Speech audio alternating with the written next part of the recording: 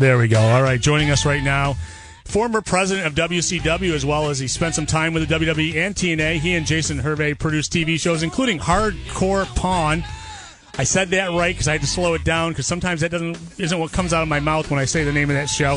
He'll be in Buffalo at the Buffalo Bison's game this Friday, July 22nd, and at the Buffalo Riverworks for the Wrestling Legends of the Odd show Saturday the 23rd. Let's welcome the man who wrote the book, Controversy Creates Cash, Eric Bischoff, back to the Pain Clinic and the Rochester airwaves. Thank you so much for the time, Eric. Good morning, gentlemen. It's a pleasure to be here. Wow, it's very cool. Now, first thing I got to ask you is you really don't do a lot of these wrestling and appearance events. What made this one so special? Yeah, history. The Apollos have done a great job, promoting wrestling in the market, and there's just a lot of great wrestling fans there. I get opportunities to do independent shows, pretty frequently, but the ones I like to do are in cities and markets that, traditionally have just a great wrestling history and a fan base, and that certainly fits the bill here this weekend. So I'm just looking forward to meeting the fans and hanging out with some old friends. Very cool. Now, the Odd held its last wrestling show 20 years ago, and that's what's being honored this next weekend coming up, starting at the Coca-Cola Field on Friday night. Dennis DiPaolo is very proud of his dad, Ilio, and his legacy in the squared circle. And the team in town that night is the Gwinnett Braves. Now, their announcer is Tony Schiavone. I don't know if I'm sure that's not by coincidence. That'll be a fun reunion, I bet, huh? It will be. I didn't know that. I wasn't aware that Tony was going to be at that event. So I haven't seen Tony in, I don't want to say how many years, so it just makes me feel older than I already am, or I already do. But no, I look forward to seeing Tony. He's always been passionate about baseball, so it doesn't surprise me that he's in the industry, so to speak. So I'm proud of him, or happy for him, and look forward to meeting him again. That's awesome. Yeah, I'm glad I actually informed you of something because I thought you guys knew that already. I assume they worked it around that, So now I probably spoiled some surprise by them. I apologize. Well, that's all right. That's all right.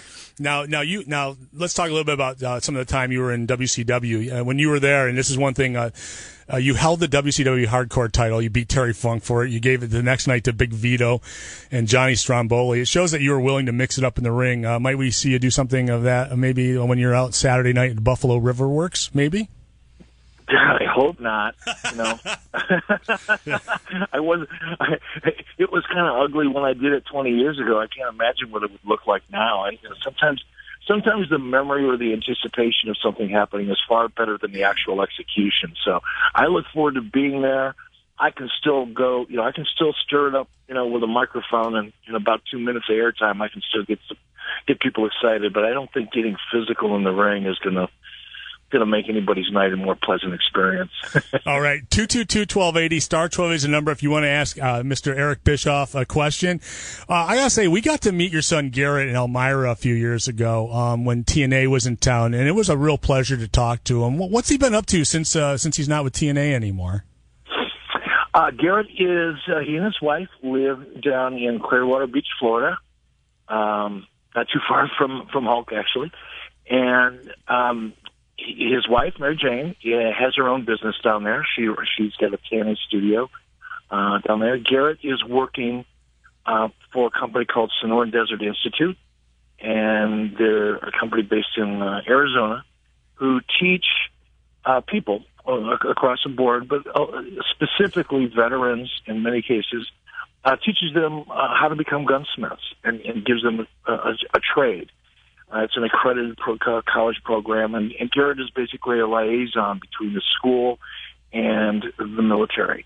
And he works with veterans, trying to get them, further education and job opportunities and things like that. So I'm very proud of him. He's passionate about it. He loves his work.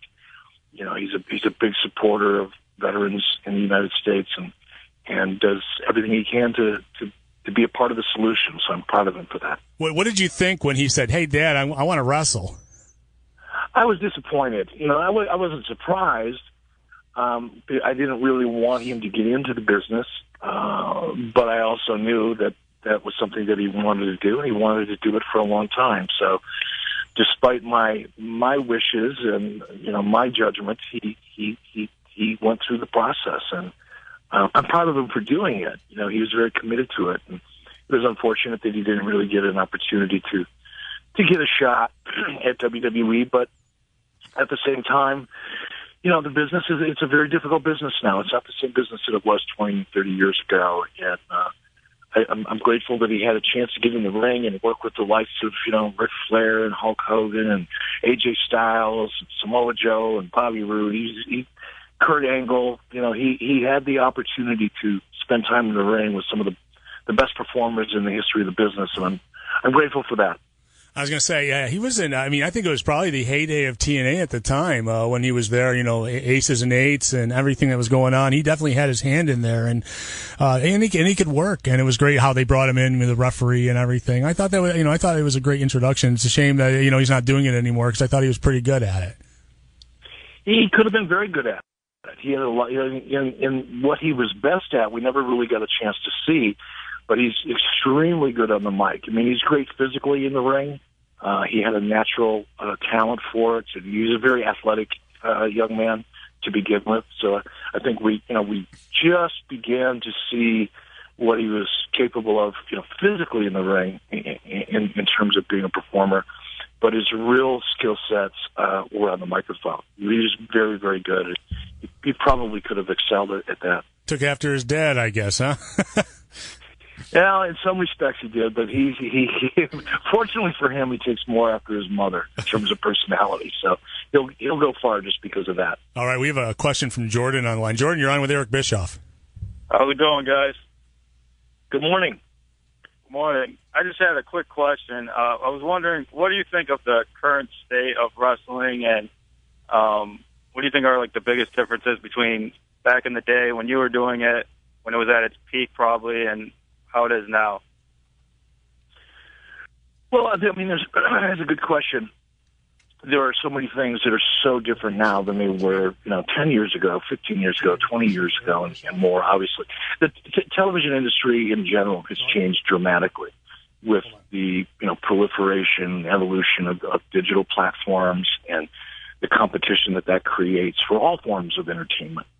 I think that's a big factor. The fact that WWE is really the only league or organization, sports entertainment company on the map with probably 98 or 99% of the market share is great for them. And in many respects, it's great for the business because WWE has grown their footprint globally in such a dramatic way, and they continue to do so.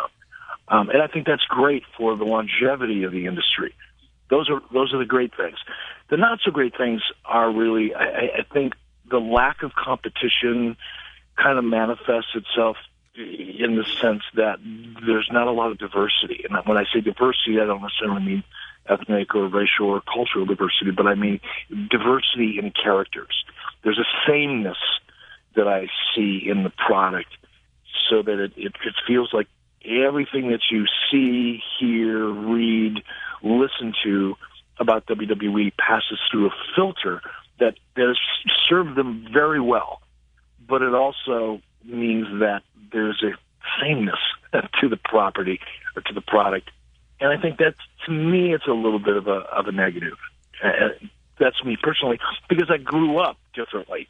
Kids that are growing up watching wrestling now don't notice that, don't feel that way, because they don't remember the kind of diversity that existed in the characters in wrestling the way they did when I grew up, watching it. So it's very personal, and the fact that I feel that way doesn't necessarily mean that anybody else does. But that's what I see, is just an overall lack of diversity in characters. Is it like you're saying, they're playing it safe? They're not getting, getting anything too extreme in the characterization of some of the wrestlers?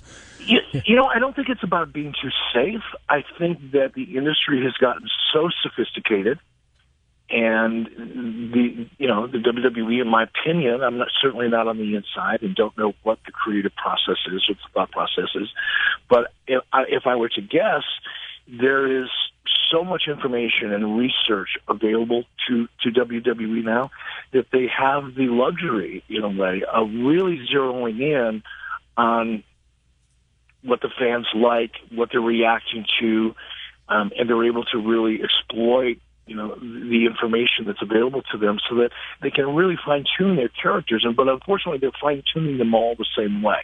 And again, it's working for them. This is not a critique. Sure. It's just an observation. But I think one of the reasons that there is a sameness across the board, in my opinion, in the way that the product is being presented, is probably the result of the fact that they've got a lot of information that says this is what the audience is reacting to. So it's a double-edged sword. But look, at the end of the day, it's working for them very, very well. Now, given the idea of sameness, the draft is Tuesday, so you have a chance to start a brand, Raw, SmackDown. You could start a brand. Who would you pick from anybody on the roster to be your number one draft pick? Well, I would have to study the roster a lot more closely than I have.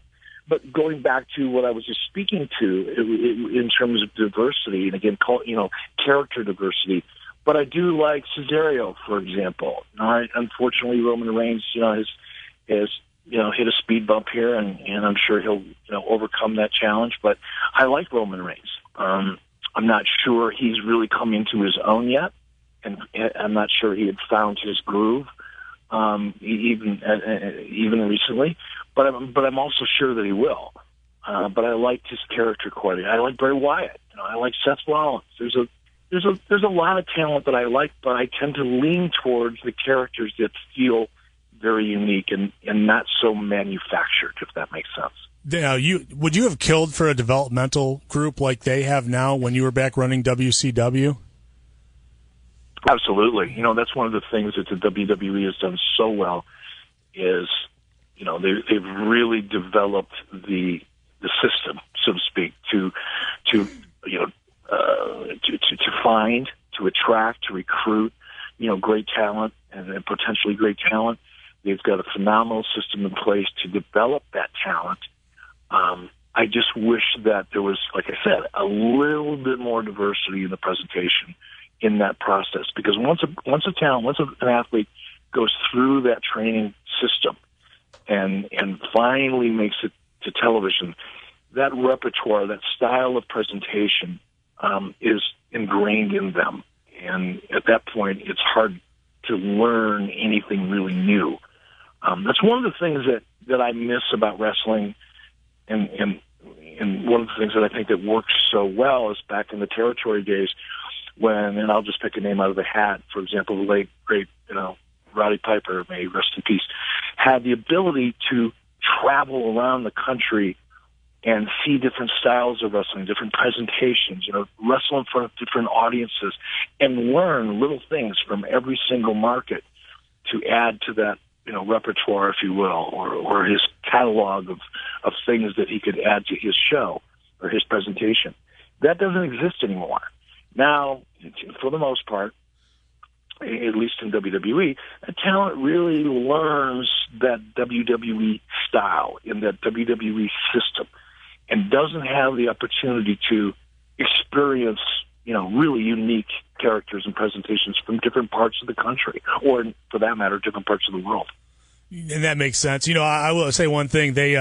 The guy you worked with before, AJ Styles, they brought in and pretty much shot him right up to the main roster after they signed him without affecting how his style or anything too quickly. And I think that was one of those things that really was shocking because you don't usually see that a lot in the WWE. When they sign somebody else, they usually have to go through the motions down in down in their developmental so they can learn how to do WWE way, wrestling and stuff like that. But AJ Styles miraculously got up there and debuted and was doing the same style he was doing with TNA and everywhere else he's been. So one thing you can say that's a little bit different with maybe the way they brought him in. But he was when you say it doesn't happen very often, I don't think it's ever happened, at least in recent memory, in the last 2 decades. That's, as you pointed out, that is not the WWE way. And I think that really speaks volumes about AJ Styles. For AJ to be able to walk in the door and just leapfrog right into, main event type status and working with some of the top talent in WWE, he deserves a tremendous amount of credit and respect for that. I think the world of AJ as a human being. He's a very rock solid citizen, a good human being. He puts his family first, but he's also very dedicated to what he does. couldn't be happier for him. That's great. Now, WWE's, you've been involved in a few of these drafts, and they have a draft coming up this week. I think it'd be a perfect opportunity for maybe a return of Eric Bischoff to TV. But not that I'm like hinting or anything, but would there be any interest? I mean, I know you're busy with the Buffalo Bill Cody beer and your TV shows and everything. But I mean, if they brought you in one day a week to be their general manager, it wouldn't be a bad thing, would it? Yeah, no, it'll be a blessing in many respects, and I'd be very grateful for that opportunity. But it's not that I'm so busy I wouldn't have the time or anything like that. But I think, truthfully, look, I think if I were to come in, I think there'd be a pretty good reaction initially. I think fans would be excited initially, but I think that would wear off quickly unless there was a very unique approach to it from a storyline perspective, and probably even with regard to the character that I would have to portray. Because if all I did was go back and do what I did 14 years ago, in 2002 when I came in, and I played that same character and was put in those same types of situations storyline-wise, I think the audience would get tired of it really quick. As much as I would love, to be back in the ring, because I do miss performing. I love to perform.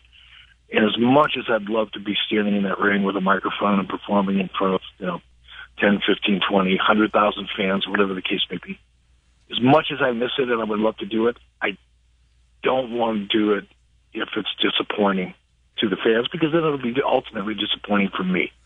I'd rather just hang on to the pleasant memory I have of spending 5 years in WWE and being able to perform with the biggest names in the history of the industry, from Rock and Mick Foley, Steve Austin, Hulk Hogan, Ric Flair.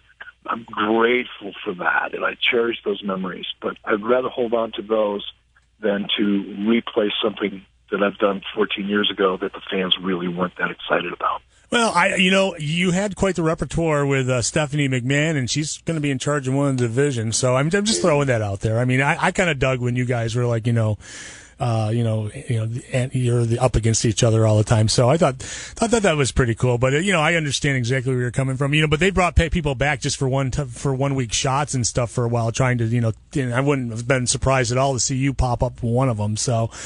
That I think that's cool. It's pretty cool that, and if they did make you a call, if you do show up on Monday, then we're, power to you, brother. But that's awesome. But of course, you said you missed performing a little bit. You're going to get a chance to do that this coming up weekend. You got to, not only are you going to be there at the Buffalo Bison's Gwinnett Braves game on Friday, but you're also going to be Saturday at the Buffalo Riverworks with Jimmy Hart, the Nasty Boys, Dick the Destroyer Beyer, Dominic DiNucci, Leaping Lanny Poffo, and Shane Douglas are all going to be there too. So it's going to be like a little reunion for you, right? Yeah, I mean, there's a lot of those guys I haven't seen in a long, long time. I see Jimmy, probably more frequently than anybody else you mentioned, just because of my relationship with Hulk. But I haven't even seen Jimmy in probably over a year or a year and a half. So yeah, it's always fun to get together with the guys, and everybody's happy to be there. You know what I mean? We've gotten to that point in our careers where I'll speak for myself. I'm pretty grateful that people still give a damn, and are willing to come out and spend an evening with me and enjoy it and have fun, and even if it's nostalgic for them and they're kind of reliving something that meant a lot to them 20 years ago or more. I think it's a real blessing, and I'm like I said, I'm very grateful for it. Very cool. Well, we're really super psyched that you're going to be in Buffalo next weekend. And you mentioned Hulk Hogan there. There's been a lot of rumors floating around, maybe him coming back into the WWE fold with this coming up real soon. We hope that's the truth, because we're all big supporters of Hulk, and it's good that he's gotten his things past him that kept him out. So hopefully we do see him pretty soon. You have any idea? I mean, he must be feeling pretty good about things right now, right? He's, I hear from, we communicate every single day, 7 days a week. Sometimes it's a short text message, other times it's a phone call. He's, without a doubt, one of my closest friends, if not my closest friend. And I've known Hulk now for a long time, going on 25 years or more. And I'm saying this from the bottom of my heart, and I'm just couldn't be more honest about this, but I believe Terry Bollea, is happier now than he's probably been at any time in his adult life overall. He's at peace. He knows who he is. He's gone through, challenges and tests that have made him really, learn about himself and look at himself and who he wants to be and how he wants to live. And he's a spiritual guy, and he really is, I think, more at peace now, therefore happier than any time since I've known him, for sure. So I'm really happy for him.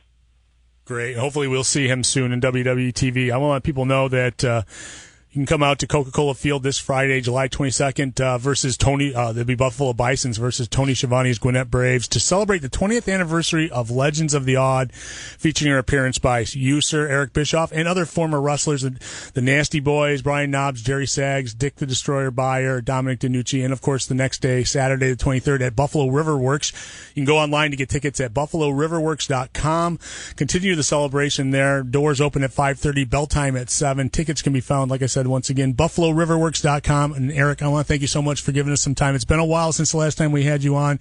We're huge fans of yours, and you got your hands in so many different things, and we love the TV shows you're producing and everything. And I want to thank you for the time with us today, and we can't wait to come out and see you out next weekend in Buffalo. I'm really looking forward to it, and let's make sure we all have a really great time next weekend, because that's what I'm coming for. Very cool. Thank you so much for it. And to get you out of Wyoming, it's got to be something big. So thank you for coming, and thank you for joining us today, okay? All right. You guys have a great weekend. Thank you. You too. Enjoy it. All right. We got to go to break. I love when this song came on, and the first time he showed up, it was like, everyone's like, what? So it's very, very cool. We got to go to break. You're listening to the Pain Clinic on Fox Sports 1280. We'll be back to talk some stuff, wrestling stuff, after this break.